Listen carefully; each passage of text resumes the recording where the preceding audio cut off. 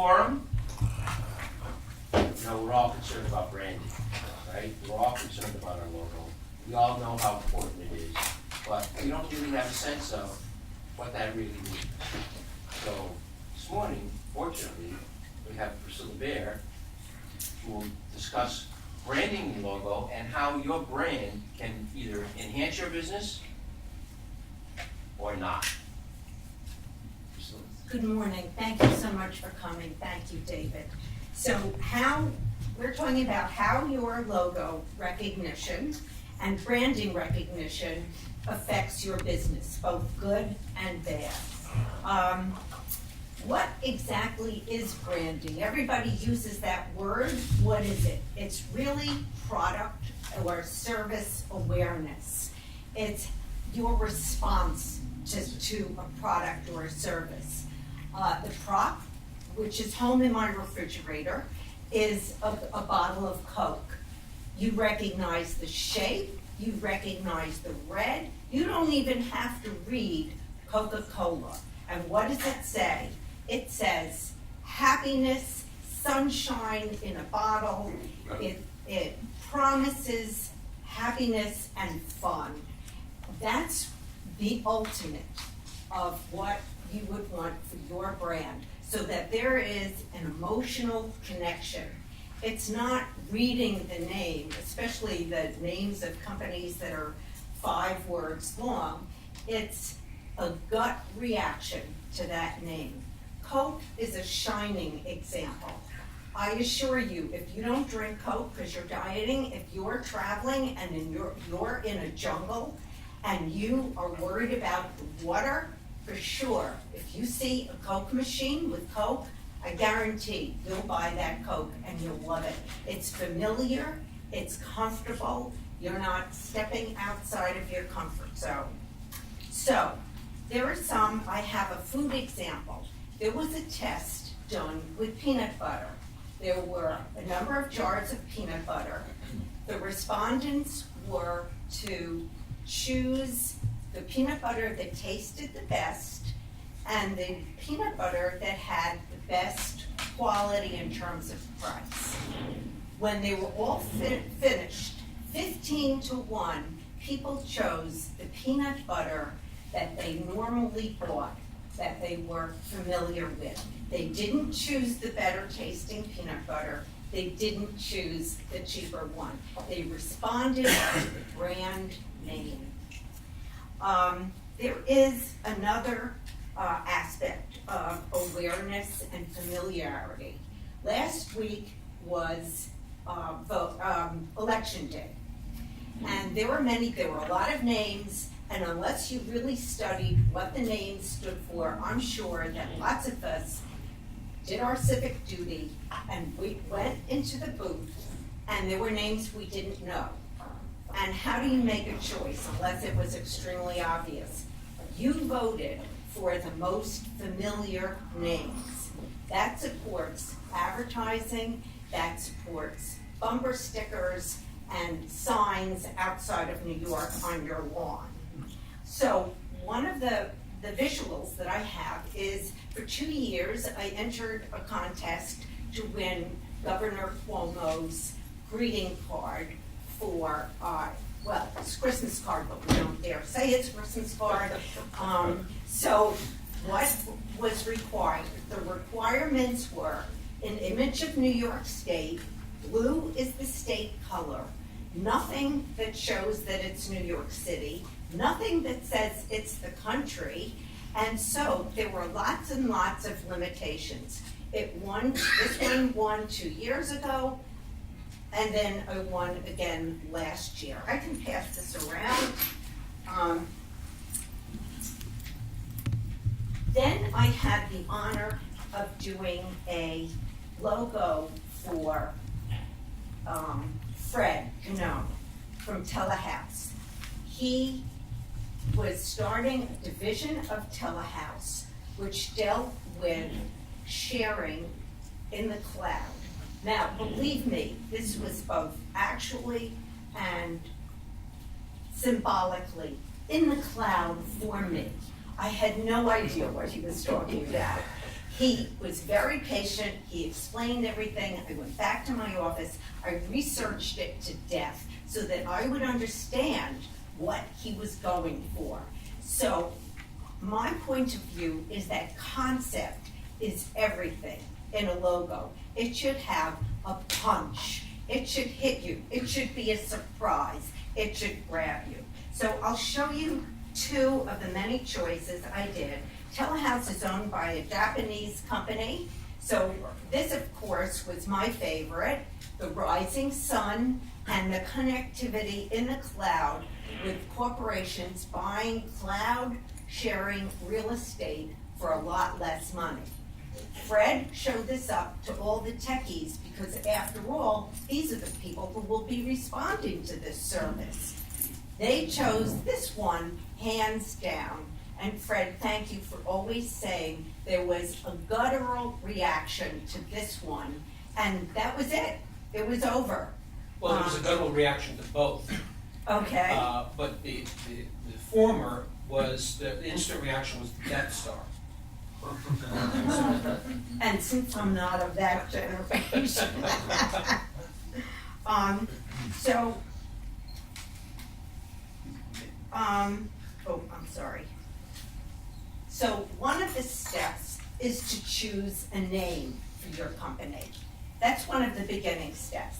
The name should be concise, it should say exactly what you want to project, and all of this stems from the number one most important thing is to know your clients, your target customers. Are they very traditional? Are they IT nerds? Super smart? Who are your customers? So with that target, that's when you start with the name, the logo, and all of your promotional material. So I'll give you an example. My daughter was taking driving lessons. The fellow was named Will. He started a business. He wanted to call it Crash. When we heard that, we said, no way. You will have to come up with a different name. So it was irresistible to me. I came up with Goodwill Driving. He sold. He took it, and I hope he's driving well and earning a lot of money. And we just couldn't let him go forth with that. Sorry, I have to look. George Carlin said that there is a reason why there is no bank called Nick and Tony's Bank. You have to trust. You have to trust the brand. You have to trust the name. You have to build trust with your logo and all of your branding. That means logo, website, stationery, business card, advertisements. If you're in a business that requires it, trucks, t-shirts, hats, every single thing you do should promote your brand. There is an English agency that did a survey, and they found that if the logo is used in a small way, it becomes indistinguishable and you don't remember it.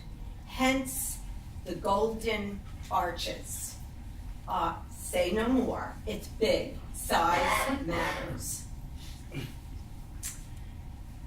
So, with the logo, as I said, there's an emotional attachment. It's a picture is worth 1,000 words. You have to relate to it. I have a Mongolian client who wants to promote his culture. There are a very small number of Mongolians here in this country. So they've started a nonprofit society to preserve the language, the culture, the music. Mongolians have come from a culture of fierce horseback riders. They're tough warriors. and they also like to party hard. So they named it the Tulip Foundation because there is a specific flower called the Mongolian tulip. So I did 3 choices. One was a real Mongolian tulip, and then I found the Mongolian language, which means Mongolian. This was one choice. The next one was a more modern choice with the tulip and the logo the name modernized.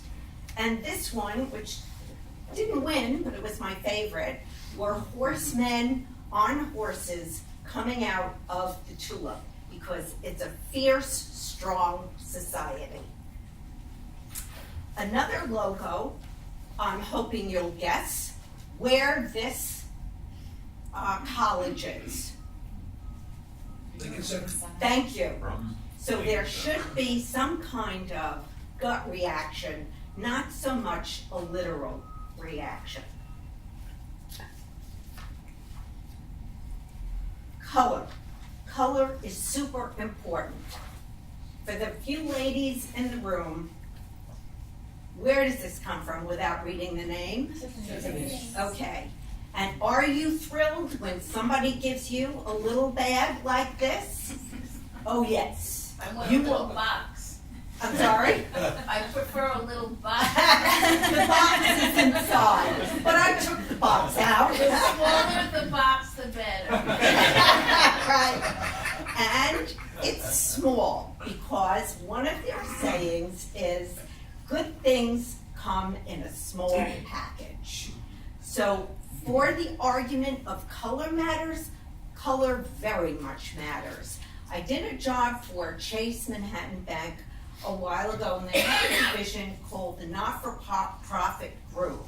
The main customer in that group was the Catholic Church. So I researched all the colors and what they meant. Purple means death, out of the question. Cardinal red, you're all right. All right. It's my color too. Cardinal red, a little bit like your tie, stands for everything that's good. And so I use that in the logo. Here's a very simple one for a financial manager.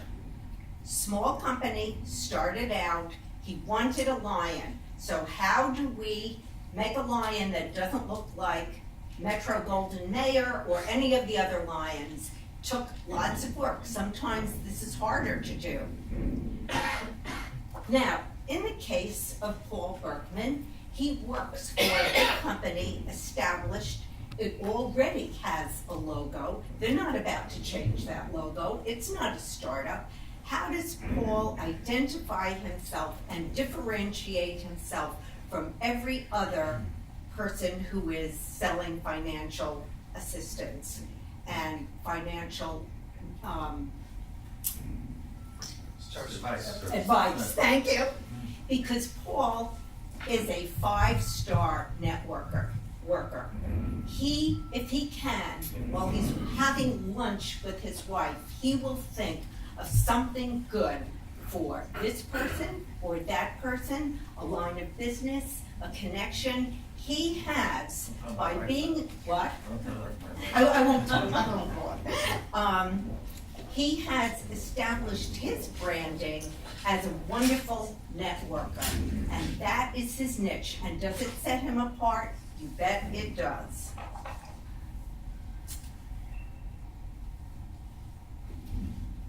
Now, I have a couple other things to show you. This is a logo for a merger and acquisitions firm.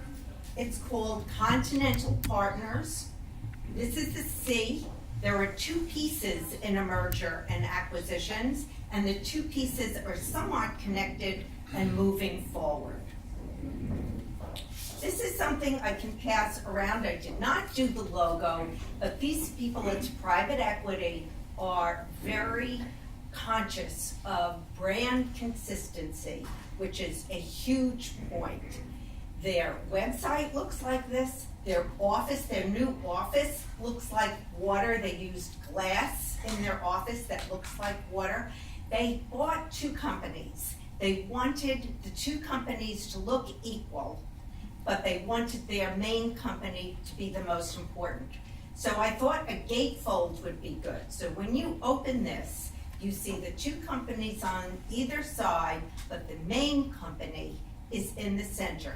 And then it wraps around so that it is consistent with website, office, logo, everything. I'll pass this on.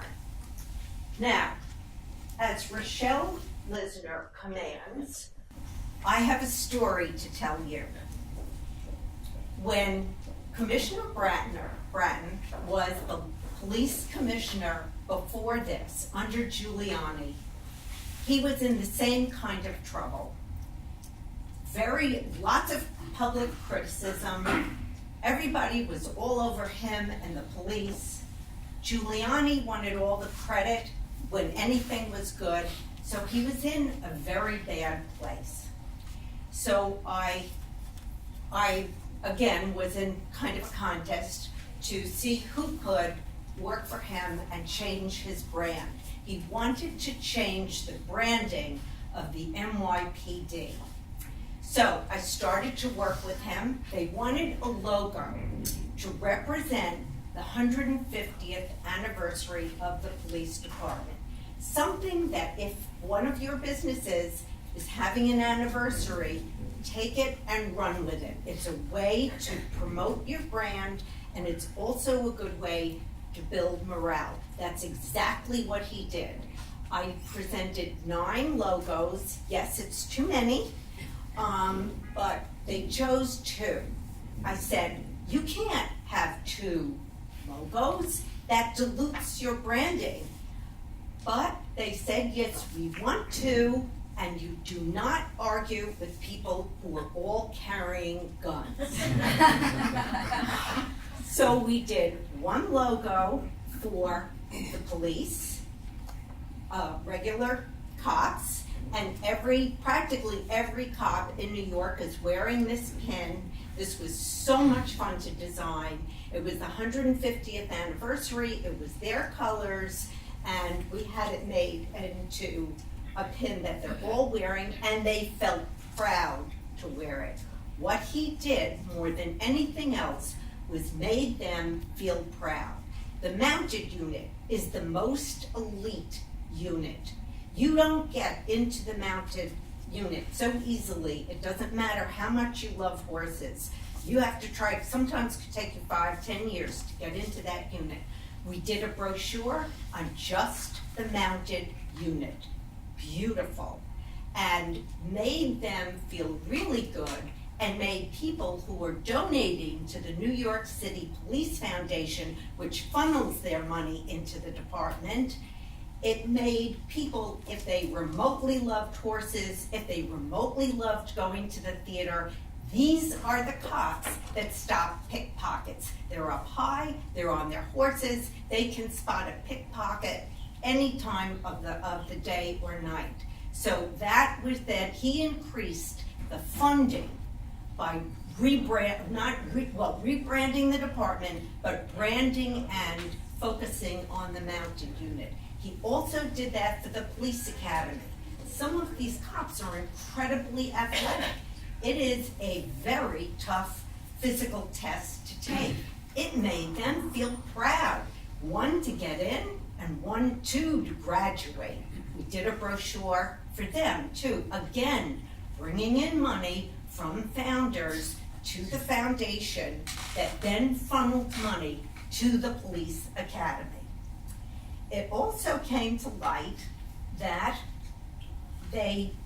when the police department gave gifts to other police departments, for example, Japan, let's say the head of the Tokyo police came, they would give him, of course there were gifts for men, of course there were, but there were none for women. So they invited Hillary. and they asked me to design something for a woman. Here's a photo of Hillary receiving the first gift. Do you want to see this, or is this good enough? Yeah. Okay. Where's the pantsuit? Here's the scarf. It includes the police flags, the captain's design on the captain's hat. Every single symbol here is police. And then I went to Hermes and spent 3 days in Hermes studying. How can we get police symbols to look like an Hermes scarf? So this has been printed and reprinted and reprinted. Also with the police, how many people recognize this from the subway and the buses? It's Crime Stoppers. Commissioner Bratton started Crime Stoppers so that ordinary citizens, if they see a crime, could call, not have to give their name, so they're not responsible, they're not hauled into court, but they can, in fact, stop crime. So this has been around for a lot of years. We did it in 5 different languages. It's on buses, it's on subways, it's in cabs, it's all over the place. Again, brand recognition. And one other piece in terms of raising money, this is one of 10 benefit journals I did. Every year the police department would give a benefit. And in the beginning, when I first did this, it's with ads, it's with editorial. I did put it all together, make sure that bank ads aren't opposite each other's, and did the editorial. In the beginning, they brought in $10,000 of advertising. By the time I finished, 10 years later, they were bringing in well over $100,000 in advertisements. What is it? It's brand recognition. It's the logo, it's the branding, it's the programs. It got everybody to support. Now, with Commissioner Bratton in the spot he is in today, don't you think he should give me a ring?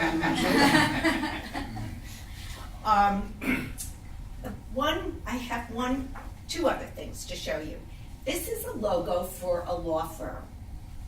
It was kind of interesting because I did several logos.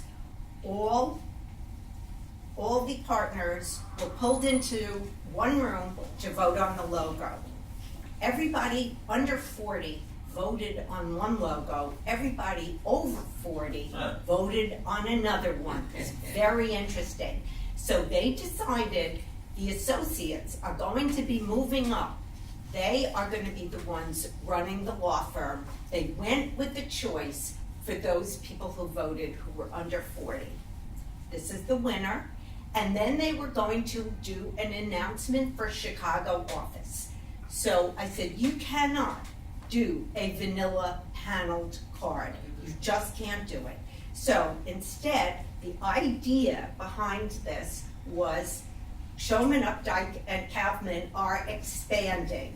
So the brochure expanded, everybody remembered it, and we put all the titles from their brochure, which is very simple, on the back, almost like a wallpaper motif. Did people remember this? Yes, they remembered it. So again, it's back to branding. Along with branding is your tagline.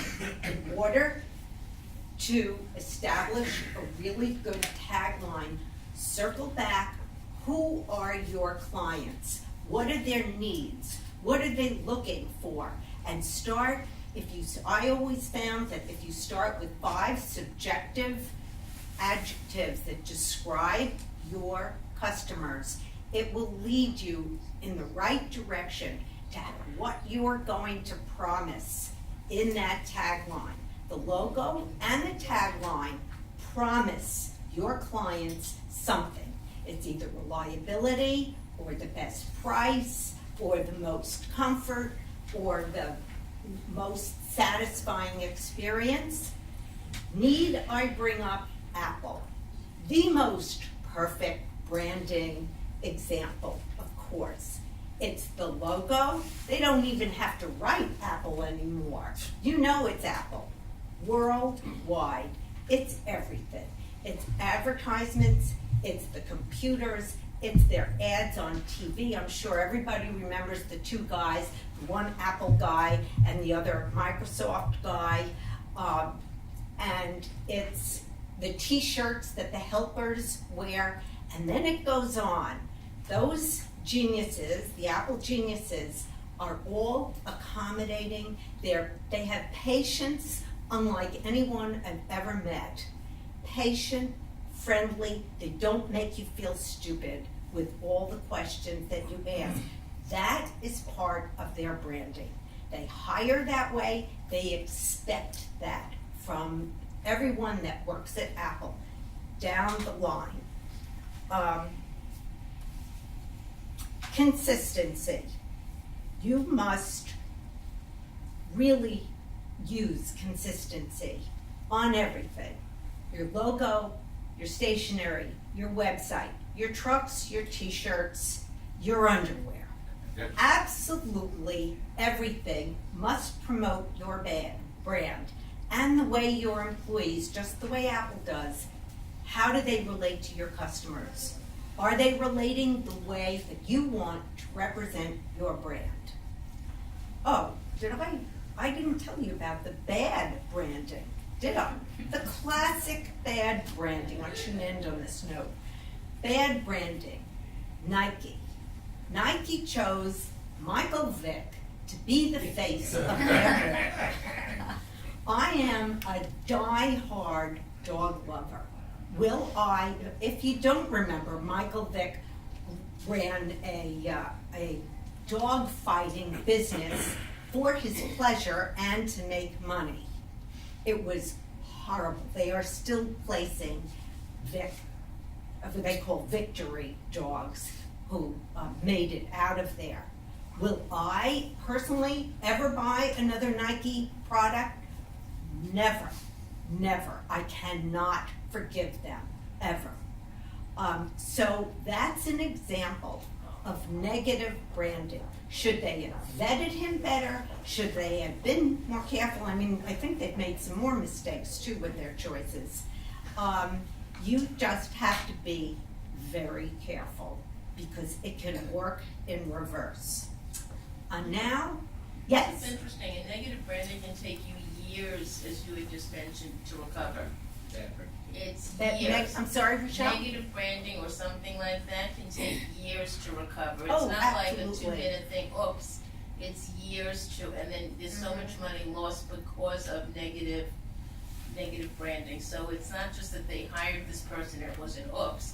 It's years, as you said, it's years to recuperate. When they were so successful with the Just Do It, they were so full speed ahead with the Just Do It. That's on everything. It was such a pulse for them, and then they had such a bad experience with that. So it's sort of one can dilute the other.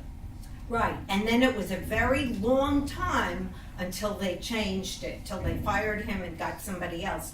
It seemed to me weeks and weeks and weeks. No, out. He does this, he's out. Fred.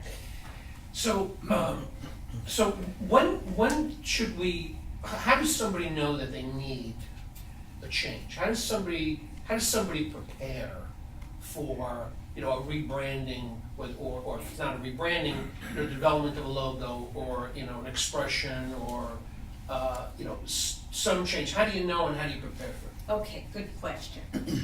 The easy answer is if it's a startup and you're starting from scratch. The harder example is like a company like Administaff. I don't know if you all are familiar with this corporation. It's a very successful corporation from Texas, started by a couple of very smart guys. And the business model is they come into a business and they do all the hiring, they do the telephone bills, they run the business so that you can go on and do your business.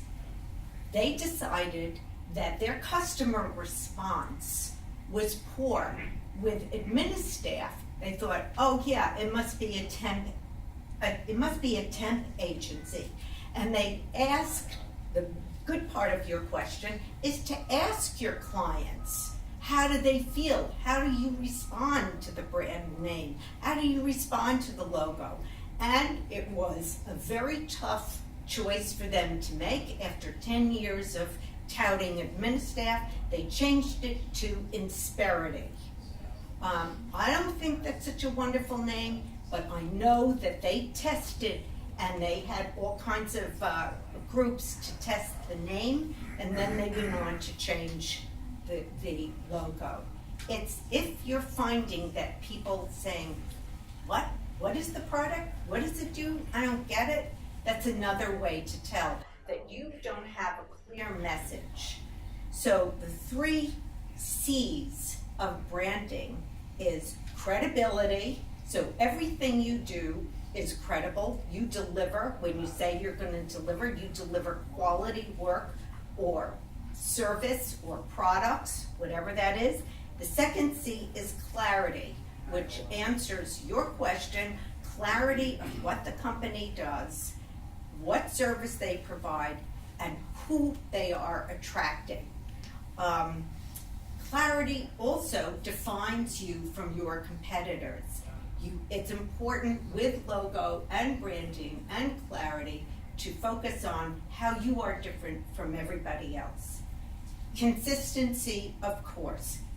Logos and image and tagline on everything. I'd like to leave you with one question.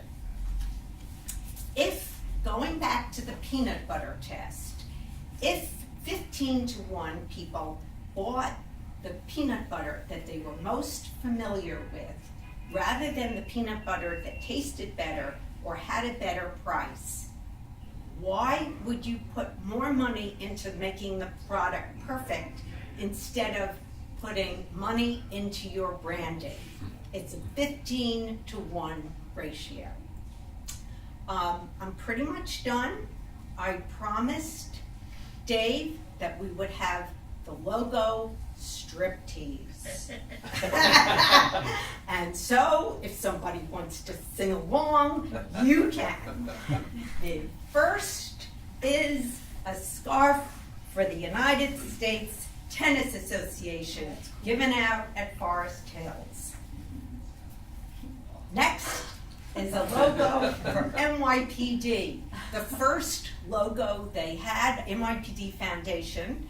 The first logo, he lasted for a long time, and then they said, nope, we can't have a fat cop. He's been eating donuts.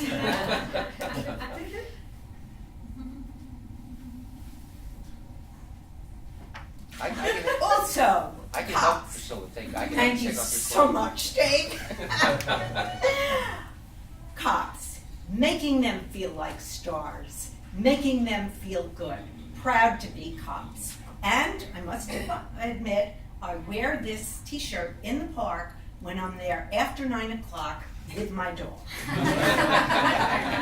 When were these shirts available? So the first one, for example, with the fat. To buy, Was it in the 70s or 80s or? I have to go back and look. Okay. So I don't know if they got skinnier as. This is for Central Park. They have a chess tournament every year. So I did 3 logos for them.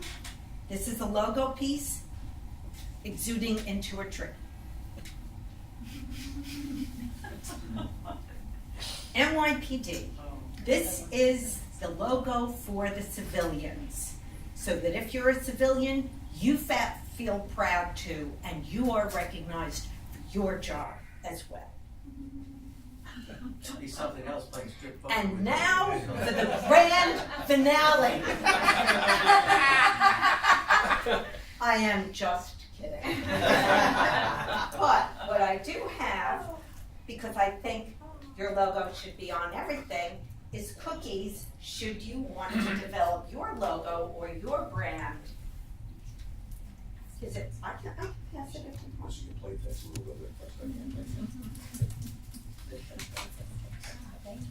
You're welcome.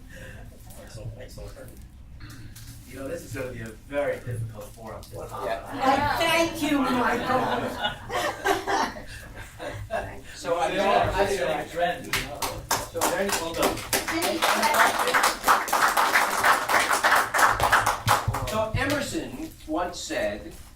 build a better mousetrap, and the world will be the path to your door. But Priscilla rightly points out that all you need is an adequate mousetrap, but brand yourself better than anybody else, and the world will be the path to your door. Thank you. Door. And also, I just have to say that I'm wearing my network underoos today. So, you know, it works. They're available on the website? I am, absolutely. I'll show you now if you want. Please. Okay, I won't. Any questions? You had a question? Yeah, it was a great presentation, by the way. I was just Thank you. going to make a comment that on the non-art side of branding, a good counterpoint to your Nike example is how Tylenol handled the cyanide poisoning a while back in the day. Because mistakes do happen, and Michael Vick, no They one do. knew. But their CEO immediately spoke to it, reassured everyone, and they're still, I believe, known as a safe, brand, and they're sort of synonymous with that. So I thought that was kind of interesting. It's a very good example. I mean, they jumped on it, they were forward about it, they didn't try to hide it. And they created caplets instead of capsules, which everyone uses now. Right.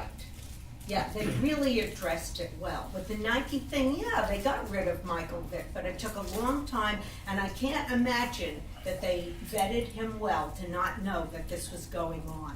Rochelle? I think what's interesting today is that when you have a negative situation happening to your brand, with things going viral today, we can't afford it, especially a small business. You have one client that's unhappy, and that can take off faster than the speed of light, which most businesses did not have to worry about to that degree many, many years ago. So branding in the positive and in the negative, we've got to be really careful of how do we present ourselves, and what's the image, and how do we put our best foot forward? Because we can't just be okay, we've really got to be cautious. Very cautious, especially with the web. Yeah, that's what I'm saying, it goes viral, your history. Good cookie, by the way. Oh, good, thank you. I was afraid to eat one. I didn't know how many there would be. Are these the low-cal? Oh, yeah, sure. Is that your question? No, I'm just wondering if you're branding them that way. No.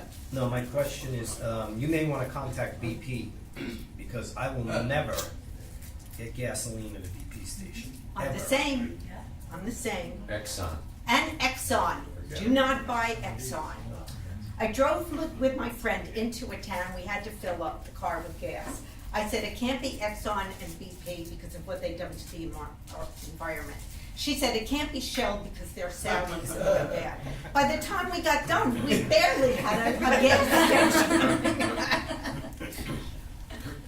Fred. Well, I guess I want to come back to my first question. So, if somebody was engaging you, or wanted to engage a person such as yourself, whether it be a small, medium, or large company, so what is it that you would need? What is it that somebody like me would prepare to give you in order for me to accommodate you and help you do your job better or faster? Another great question. Thank you. You would be very clear about your target audience. Who do you want to sell for? How do they feel? What do they need to feel secure to go with you? Especially if you're a small business, why will they choose you instead of a big business? And again, go back to the subjective words of what those clients need. The second part of it that I find extremely helpful, if I say to them, as you go through life in the next week, pull out things that you like and things that you hate. It could be ads, it could be mailers, it could be anything. It could be a web page that they could download. Anything that you really, really like and that attracts you, and all the things that you think are horrible. It gives me a wealth of information. And then, of course, budget. Do you do all of this? Meaning, if somebody says, "Well, I don't know what the public's reaction is," or "I've no, it's my first time," for example, I've never done a survey, of customers. Is that something that you can handle? Well, I would, number one, do the research on the web. Lots of research. I really believe in that. All this information is at our fingertips. Go get it. And I love doing that. So that's number one. Number two, look at all the competition, see what they're doing, and you don't wanna do what they're doing. Number three, if you need focus groups, yes, then I have a resource where I could call in a focus group and prepare in that way. There's so much information out there that can be gotten. Well, Clearly you're an artist, I mean, we're all very impressed by the work you show, but I don't think you've really talked enough about the listening side of it. I mean, I think that's an important part of what you do and how you distinguish yourself from. thank you for mentioning that. If I could say, this is not supposed to be selling, it's supposed to be educational. However, my one selling piece is that the thing I do best is listen. You have to listen to your client. You can't be spewing. I'm sure we've all been in with salespeople who are just spewing on and on about their product, and it just drives you nuts, and sometimes you even zone out. You have to listen to what they're saying. It's all valuable information, and that's actually how the concept is born for the logo, which is, I mean, you can go to 99 Designs and get what we all call the 99 swish for $99. But if you want something that captures the heart of what you do and what you sell and who you are, then you need to really listen to what that company stands for. So I do a lot of listening. So, I mean, I think it's clear that Priscilla is an artist and her stuff is absolutely gorgeous. But in addition to that, there's an intellectual component. How does the creative process work? And I once did a survey among some, people who were creative people, and Priscilla understood it completely and entirely the process of creating something from nothing. She gets it. She gets it on an intellectual level, and she gets it certainly on a gut level.